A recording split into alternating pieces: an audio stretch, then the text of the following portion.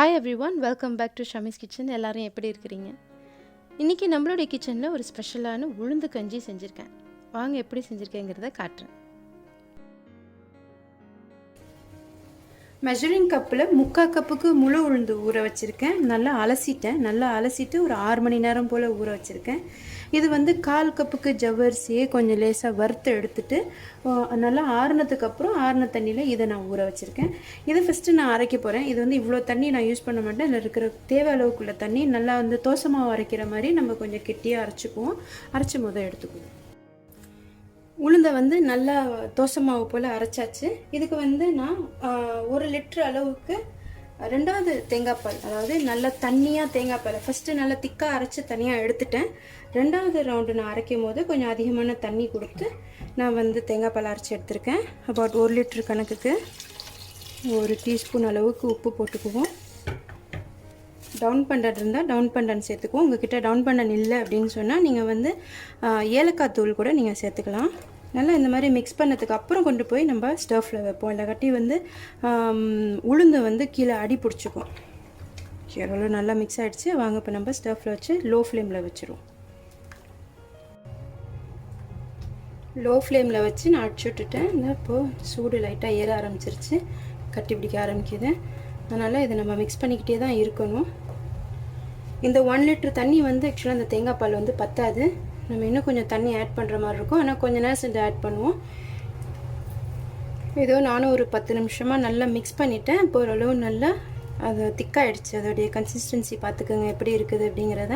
அதே மாதிரி அதோடைய பச்சை வாடை இப்போ இல்லை. தேங்காய் பாலோட வாசத்தோடு ரொம்ப அருமையாக இருக்குது. இப்போ வந்து நான் ஊற வச்சுருக்கிற ஜவ்வரிசி நான் அதில் சேர்க்க போகிறேன். அதில் எல்லா தண்ணியுமே நான் சேர்க்க கிடையாது, ஏன்னா இது எனக்கு தெரிஞ்சு போதுமான அளவுக்கு இருக்குது. அதிலேருந்து தண்ணி வடிகட்டிட்டேன். ஸோ ஜவ்வரிசி எந்த அளவுக்கு இருக்குதோ அந்த அளவுக்கு தான் அந்த தண்ணி நான் வச்சுருக்கேன். இதை நான் அப்படியே இதில் ஆட் பண்ணுறேன். ஜவ்வரிசியோட ஸ்டார்ச்சும் இதில் கலந்து கண்டிப்பாக வந்து இந்த உளுந்து கஞ்சி வந்து இன்னும் கொஞ்சம் திக்காகவும் ஆகும். அதனால் இன்னும் கொஞ்சம் நீங்கள் மிக்ஸ் பண்ணிக்கிட்டே தான் இருக்கணும், விட்டுட்டு வந்தானே போயிடாதீங்க. நல்லா திக்காகிடுச்சு பாருங்கள். ஸோ இப்போ வந்து நான் கொஞ்சம் ஹாட் வாட்டர் ஆட் பண்ணுறேன். அபவுட் 1 கிளாஸ் ஆட் பண்ணியிருக்கேன். ஜவ்வரிசியும் மலர்ந்துருச்சு. உளுந்தோட பச்சை வாடை இல்லை. இப்போ நம்ம வந்து ஜாகரி ஆட் பண்ணலாம். 1/2 கப் ஜாகரி வந்து நான் 3/4 கப்பு தண்ணி ஊற்றி நல்லா அதை கரைச்சிட்டேன். அதில் வந்து தூசி துப்படா இருக்கும் அப்படிங்கிறதுனால அதை வந்து நான் எப்போதுமே பாவு மாதிரி காய்ச்சிட்டு அதுக்கப்புறம் தான் நான் வந்து எதுலேயும் ஆட் பண்ணணும்னா வடிகட்டி நான் ஆட் பண்ணுவேன். ஸோ இப்போ நான் அதை ஸ்ட்ரெயின் பண்ண போகிறேன். எனக்கு அபவுட் 1 கிளாஸ் கிடச்சிருக்கு.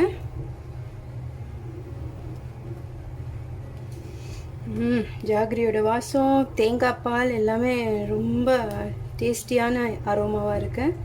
இந்த இனிப்பு கண்டிப்பாக பத்தாது. எனக்கு தெரிஞ்ச கிட்ஸ் கண்டிப்பாக சொல்லுவாங்க இனிப்பு பத்தலமா அப்படின்ட்டு. நானே சொல்லுவேன். ஸோ இன்னும் கொஞ்சம் சுகர் ஆட் பண்ணிக்கலாம். இதோ ஒயிட் சுகரும் ஆட் பண்ணலாம். பட் நான் சஜஸ்ட் பண்ணுறது ப்ரௌன் சுகர். நம்ம வந்து இப்போ ஆர்கானிக் ப்ரௌன் சுகர் நிறையா வந்திருக்கு. அதே மாதிரி அதுவும் நீங்கள் பார்த்து வாங்குங்க. இப்போ நான் இடையில தான் ஒரு வீடியோ பார்த்தேன், அதுவும் வந்து ஃப்ராட் பண்ணுற மாதிரி. ஸோ அதனால் நீங்கள் வாங்கும் போது நல்லதாக பார்த்து வாங்குங்க. நான் ஃபஸ்ட்டு 1/4 கப்பு ஆட் பண்ணுறேன்.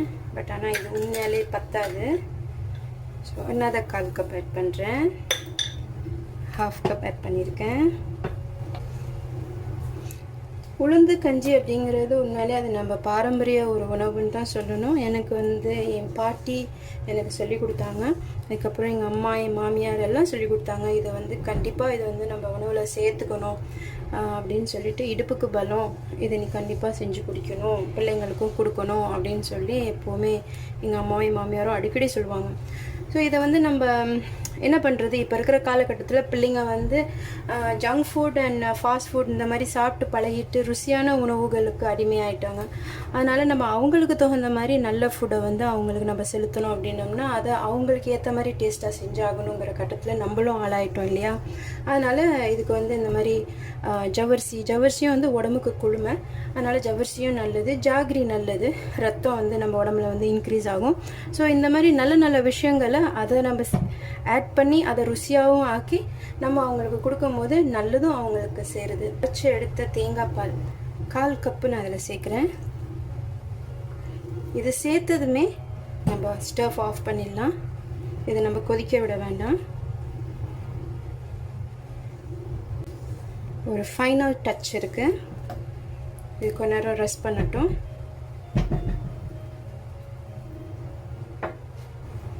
ஓகே, என்ன அந்த ஃபைனல் டச்னு பார்க்குறீங்களா? கொஞ்சோண்டு தாளிக்க போகிறேன். ஜஸ்ட்டு ஒரு டேபிள் ஸ்பூனுக்கு கீ, ஒரு சின்னமன்,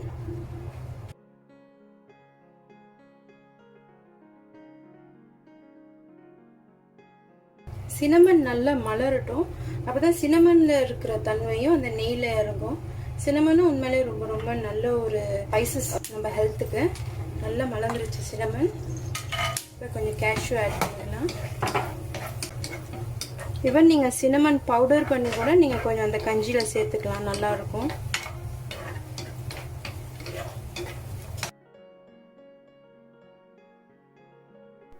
நம்மளோட சத்தான உளுந்து கஞ்சி ரெடி ஆகிடுச்சு.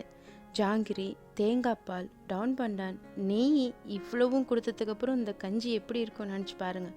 இதை கண்டிப்பாக நீங்கள் உங்கள் வீட்டில் ட்ரை பண்ணுறீங்க. நம்ம பிள்ளைங்களுக்கு நம்ம இந்த மாதிரி சின்ன சின்ன நல்ல நல்ல உணவுகளை அவங்களுக்கு நம்ம இப்போவே சேர்க்க ஆரம்பித்தா தான் நல்லது. இந்த உணவை கைவிட்டுறாமல் உங்கள் ஃபேமிலியில் எல்லாருக்கும் சொல்லி கொடுத்து நீங்களும் இதை கண்டினியூ பண்ணுங்கள். Love you all. Take care. Bye.